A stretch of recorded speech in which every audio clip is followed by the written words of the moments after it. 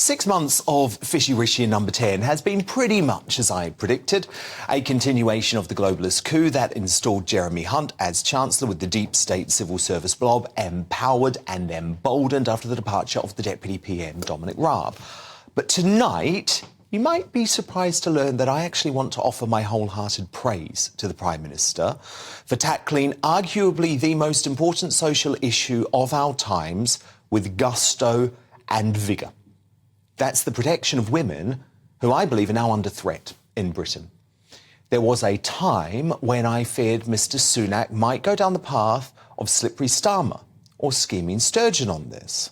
Rishi Sunak, what is a woman? Well, I thought the Prime Minister answered this brilliantly in Prime Minister's Question Times, in Prime Minister's Questions this week, and I fully agree with him. And so what is your definition of a woman?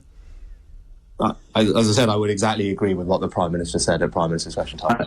Well, I think if you look at the full thing that he said on Wednesday, he answered the question brilliantly, and I would agree with every word that he said.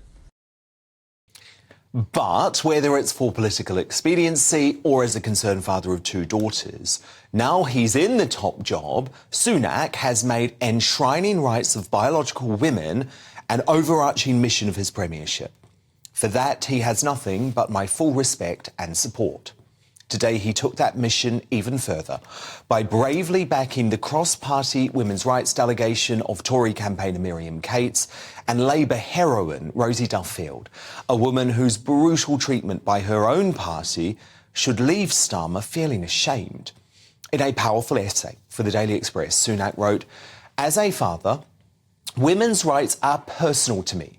And as Prime Minister, it is my job to ensure that women are given every protection the state can put in place.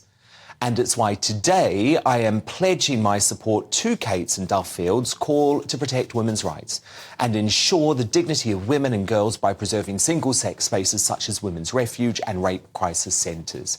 And when it comes to women's spaces, women's prisons, changing rooms, sports, health, I believe that biological sex really matters. I know what a woman is, and I'll protect women's rights and women's spaces." Couldn't agree more. As well as stopping the votes, the protection of biological sex could be an election-turning issue for the Tories.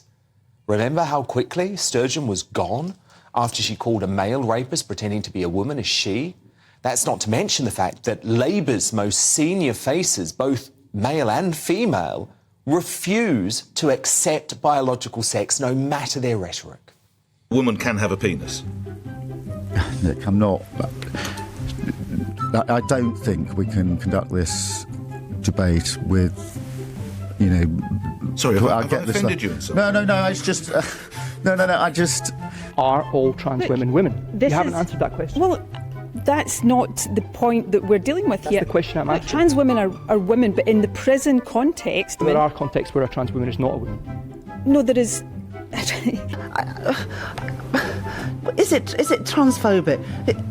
Look, I don't even know how to start answering these questions. Women who are trans deserve to be recognised, and yes, therefore some of them will have penises. When we debate it to whether or not what genitalia you've got, I think all that does is damage people, and it doesn't help us go forward.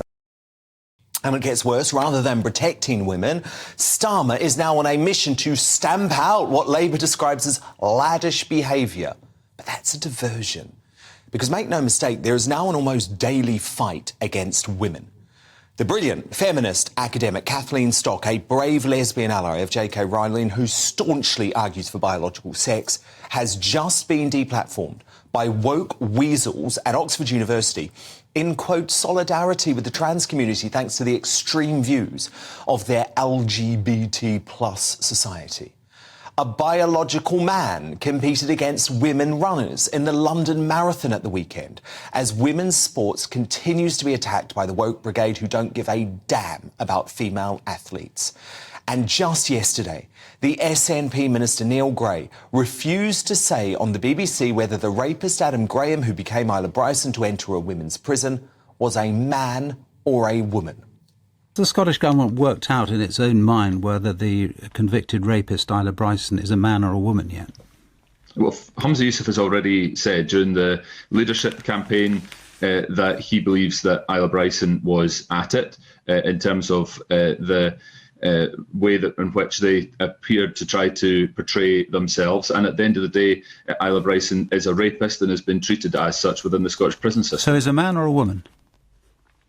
I've already said, in terms of Isla Bryson was convicted as was a man when they committed the rape. This is pathetic, folks. So look, I know the Prime Minister Rishi Sunak has many flaws. I point many of them out. But he has made it clear a Conservative government is the only way to protect women's rights. And for that, I thank him.